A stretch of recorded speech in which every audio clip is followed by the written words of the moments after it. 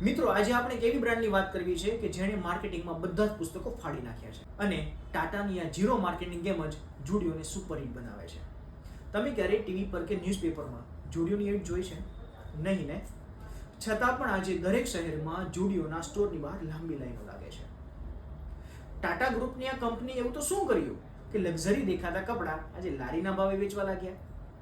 જુડિયોની સફળતા પાછળ માત્ર 3 મોટા સિક્રેટ છે. પહેલું છે ઝીરો માર્કેટિંગ સ્પેન્ડ, એટલે કે જુડિયો જાહેરાત પાછળ એક રૂપિયો પણ ખર્ચતું નથી. તેઓ માને છે કે જો પ્રોડક્ટ સસ્તી અને સારી હશે ને તો ગ્રાહક પોતે જ એનું માર્કેટિંગ કરશે.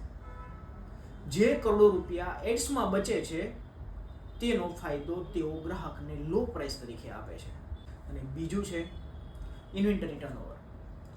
શું તમે જાણો છો કે જુડિયો દર અઠવાડિયે નવી ફેશન લોન્ચ કરે છે?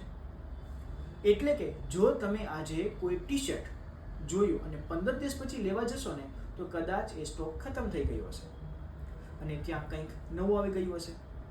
આને કારણે ગ્રાહકમાં ફોમો એટલે કે ફિયર ઓફ મિસિંગ આઉટ ઊભું થાય છે.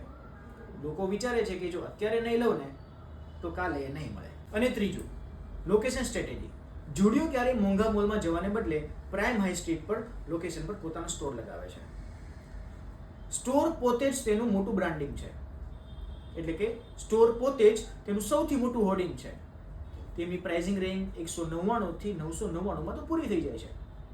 ગ્રાહકને લાગે છે કે પ્રીમિયમ શોરૂમમાં ખરીદી કરે છે, પણ બિલ જોઈને તેને આંચકો નથી લાગતો.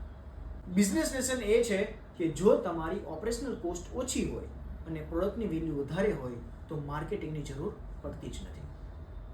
તમે પણ તમારા બિઝનેસમાં ખર્ચ ક્યાં ઘટાડી શકો છો એ વિચારો, કારણ કે યાદ રાખજો, ટાટાની આ ઝીરો માર્કેટિંગ ગેમ જ જુડિયોને સુપરહિટ બનાવે છે.